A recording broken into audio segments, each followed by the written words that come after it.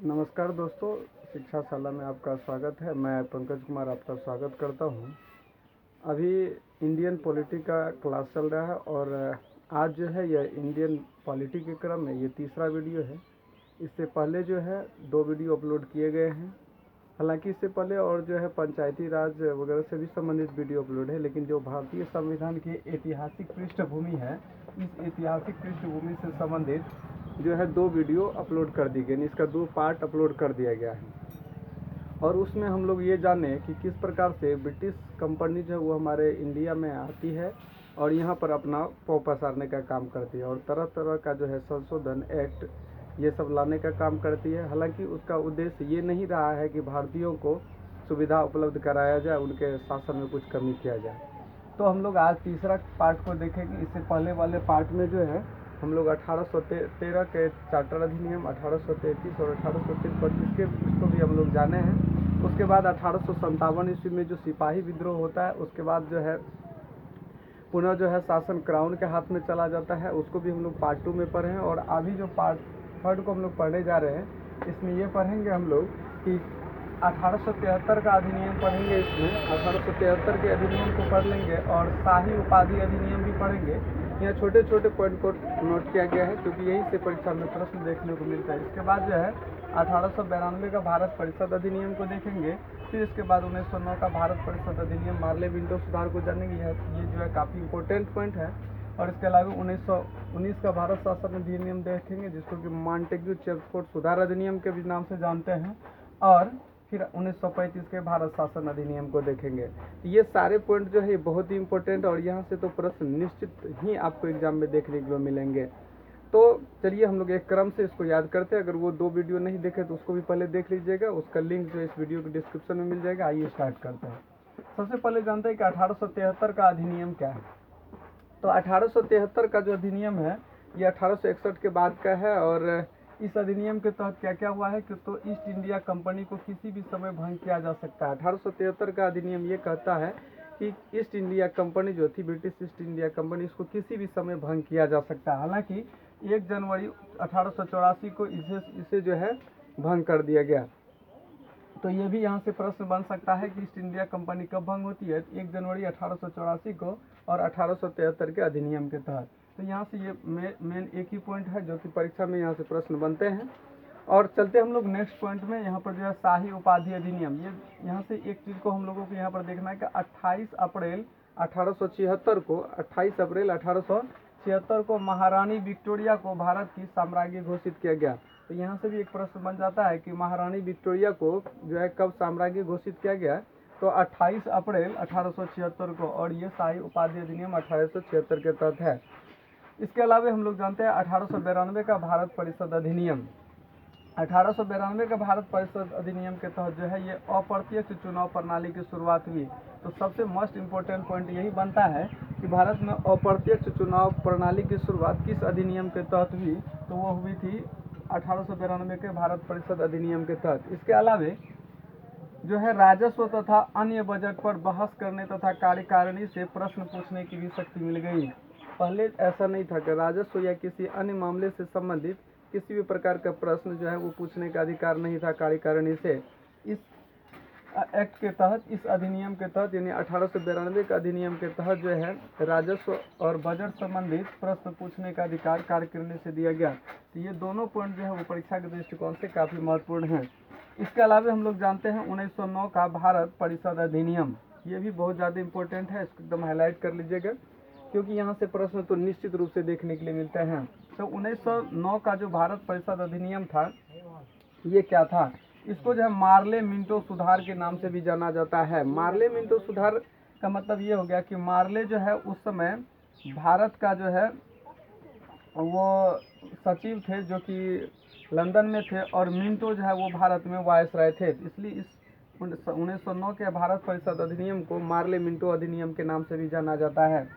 इसके अलावा इसमें जो है पहली बार मुस्लिम समुदाय के लिए पृथक प्रतिनिधित्व का प्रबंध किया गया। इसके यानी 1909 का जो भारत परिषद अधिनियम था, इसके तहत मुस्लिम के लिए जो है मुस्लिम समुदाय के लिए पृथक प्रतिनिधि मंडल उपलब्ध कराया गया। यानी क्या कि मुस्लिम का जो एक तरह से कह सकते हैं सांप्रदायिकता के आधार पर चुनाव होने लगा, और मुस्लिम का चुनाव मुस्लिम वोट मतों से होने लगा।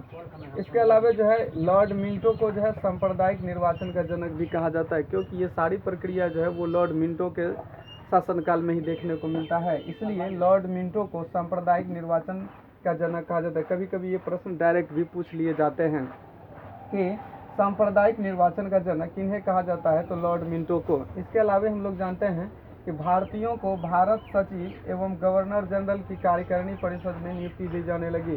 पहले ऐसा नहीं था कि भारतीयों को किसी भी सचिव और गवर्नर के जनरल के पद पर शामिल नहीं किया जाता था, नियुक्ति नहीं होती थी। लेकिन 1909 के भारत परिषद अधिनियम, जिसको कि हम लोग मार्ले मिंटो सुधार अधिनियम के नाम से भी जानते हैं, उसके तहत भारतीयों को भी जो है वो सचिव और गवर्नर जनरल के कार्यकारिणी पद में नियुक्ति मिलने लगी। इसके अलावा जो है कार्यपालिका परिषद के प्रथम भारतीय सदस्य सत्येंद्र प्रसाद सिन्हा हैं, इनको भी याद रखना है। यानी जब भारतीयों को भारत सचिव और गवर्नर जनरल के पद पर नियुक्त होने की छूट मिल गई, तो उस समय जो है सत्येंद्र प्रसाद सिन्हा वैसे व्यक्ति रहे हैं जो कार्यपालिका परिषद के प्रथम भारतीय सदस्य रहे हैं। तो यहाँ से इस पॉइंट को हम लोगों को देखना है कि 1909 से संबंधित जो है ये मुख्य रूप से जो है आपके 4 पॉइंट है। इसको एक बार देख लेते हैं। पहला क्या हुआ कि पहली बार मुस्लिम समुदाय के लिए पृथक प्रतिनिधित्व मंडल उपलब्ध किया गया।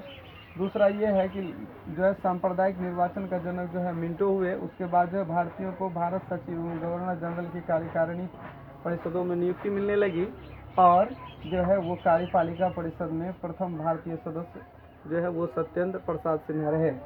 इसके अलावा हम लोग जो है अब जानते हैं आगे का जो है 1909 का भारत शासन अधिनियम। ये बहुत ही इम्पोर्टेंट है कि 1909 का भारत शासन अधिनियम, जिसको कि मॉन्टेग्यू चेम्सफोर्ड सुधार अधिनियम के नाम से भी जाना जाता है। इसका वजह यह है कि सेम उसी प्रकार से मॉन्टेग्यू जो है वो भारत में सचिव थे, जबकि चेम्सफोर्ड भारत में जो है गवर्नर के रूप में थे। तो मॉन्टेग्यू चेम्सफोर्ड सुधार अधिनियम के नाम से इसलिए इसको जाना जाता है। जैसे कि हम लोग मार्ले मिंटो को जाने, एक मार्ले सचिव थे लेकिन लंदन में थे, जबकि यहाँ पर मॉन्टेग्यू सचिव थे लेकिन भारत में थे, और मिंटो जो है ये यहाँ के गवर्नर थे भारत के, और यहाँ पर जो है चेम्सफोर्ड गवर्नर होते हैं। इसलिए इसे 1919 के भारत शासन अधिनियम को मॉन्टेग्यू चेम्सफोर्ड सुधार अधिनियम भी कहा गया है। इसके अलावा जानते हैं इसमें क्या क्या मेन पॉइंट है। पहला यह है कि केंद्र में द्विसदनात्मक विधायिका की स्थापना की गई। केंद्र में जो है द्विसदनात्मक विधायिका की स्थापना की गई, और द्विसदनात्मक के तहत पर पहला जो रहा वो रहा है राज्य परिषद और दूसरा केंद्रीय विधानसभा। पहला हो गया राज्य परिषद और दूसरा हो गया केंद्रीय विधानसभा। राज्य परिषद में 60 सदस्य थे, जबकि केंद्रीय विधानसभा में 145 सदस्य थे। और ये जो राज्य परिषद में 60 सदस्य थे, ये 34 निर्वाचित थे और शेष जो थे यानी 26 वो मनोनीत थे, और इसका कार्यकाल 5 वर्ष होता था। तो यहाँ से प्रश्न बन जाता है कि केंद्र में जब द्विसदनात्मक विधायिका की स्थापना की गई तो उसमें राज्य परिषद में कितने सदस्य थे? 60 सदस्य थे, 34 निर्वाचित और शेष 26 जो है वो मनोनीत थे। तो ये भी याद रखना, और इसका कार्यकाल 5 वर्ष का। इसके अलावा केंद्रीय विधानसभा में जो सदस्य थे वो 145 थे, जिसमें कि 104 जो है वो निर्वाचित थे, 104 निर्वाचित थे और 41 मनोनीत थे, और इसका जो है कार्यकाल वो 3 वर्ष रखा गया। तो ये दोनों में काफ़ी जो है कन्फ्यूजन हो सकता है कभी कभी कार्यकाल को लेकर के, तो कंफ्यूज नहीं करना है। राज्य परिषद जिसमें 60 थे, जिसमें संख्या अधिक थी उसका भी संख्या कम थी, उसका कार्यकाल 5 वर्ष का था, ज़्यादा था। और केंद्रीय विधानसभा जिसमें की संख्या अधिक थी, 145 थी, उसका कार्यकाल 3 वर्ष का था, यानी कम था। ये दोनों को याद रखना है।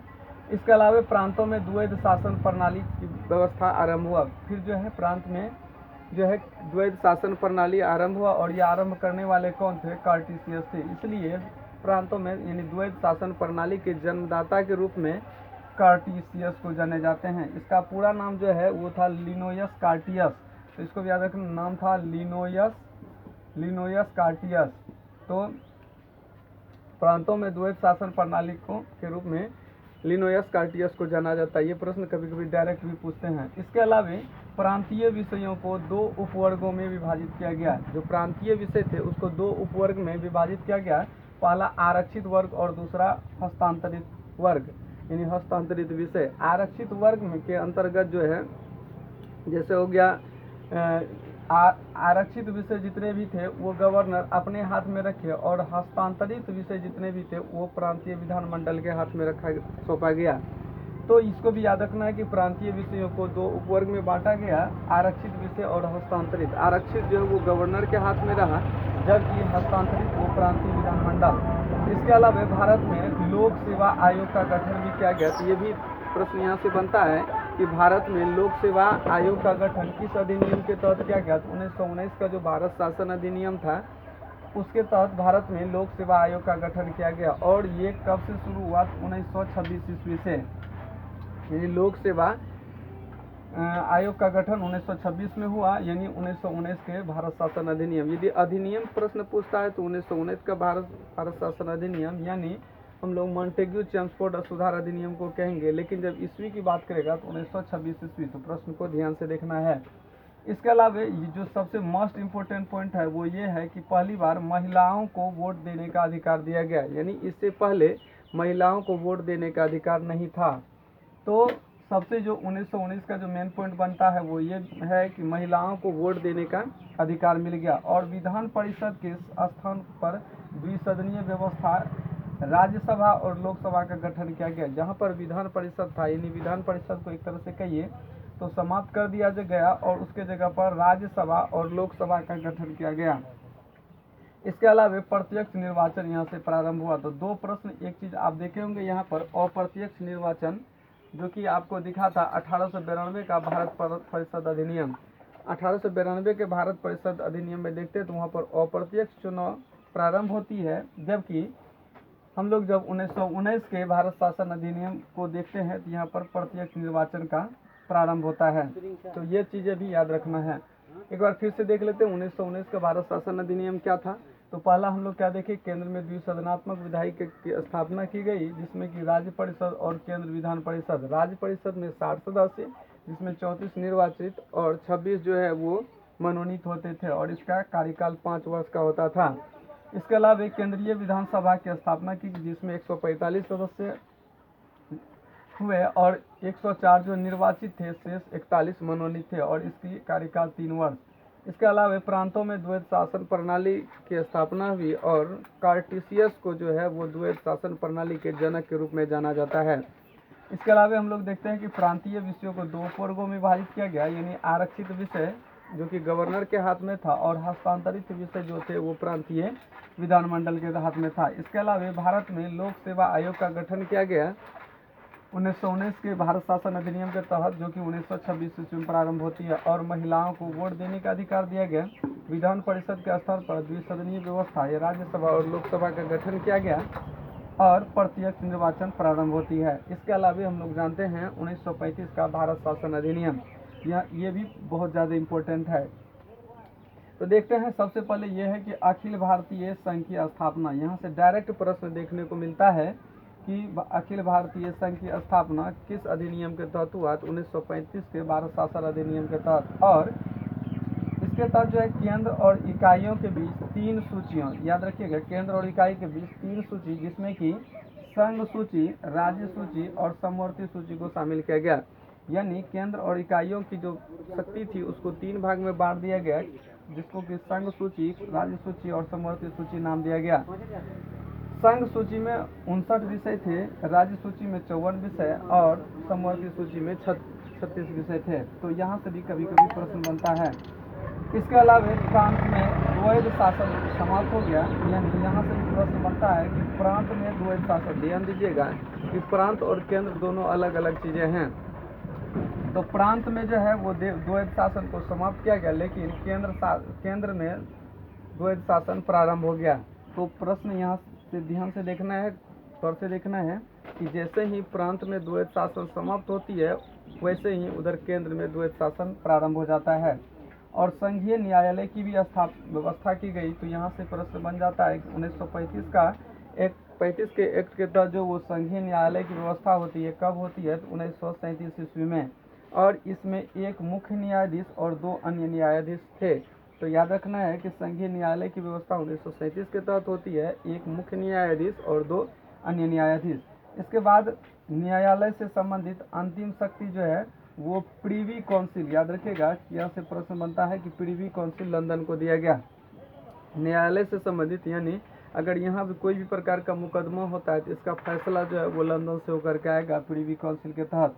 इसके अलावा भारत परिषद का यहाँ पर अंत कर दिया गया और बर्मा को भी भारत से अलग किया गया। तो ये भी प्रश्न बहुत ज़्यादा इम्पोर्टेंट है कि बर्मा को भारत से अलग जो है वो किस अधिनियम के तहत किया गया, तो 1935 के भारत शासन अधिनियम के तहत किया गया।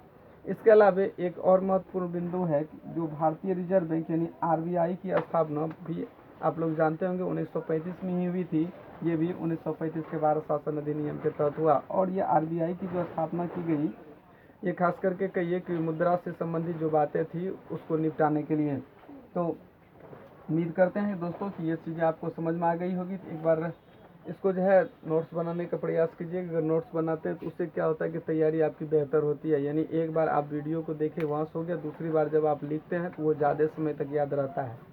और इसको एक दो बार ज़रूर पढ़ लीजिएगा घर में, तो यहाँ से क्योंकि प्रश्न जो है प्रत्येक एग्जाम में आता है। और चलिए हम लोग मिलेंगे नेक्स्ट वीडियो में, और जो नेक्स्ट वीडियो होगा वो है 1947 का भारत शासन अधिनियम। और इसके बाद जो है वो एक तरह से कहिए तो क्राउन का शासन समाप्त हो जाता है और भारत स्वतंत्र हो जाता है। तो वो वीडियो इससे ज़्यादा इम्पोर्टेंट होने वाला है, इसलिए तो उसमें हम लोग ये देखेंगे कि हमारा देश कैसे स्वतंत्र होता है, उसके लिए क्या अधिनियम बनता है, और सबसे जो मज़ेदार बातें वो ये है कि भारत और पाकिस्तान कैसे अलग होता है, इसके लिए क्या नींव रही है, क्या प्रक्रियाएं रही है, उसको हम लोग 1947 के भारत शासन अधिनियम में जानेंगे। तो चलिए मिलते हैं नेक्स्ट वीडियो में, तब तक के लिए धन्यवाद।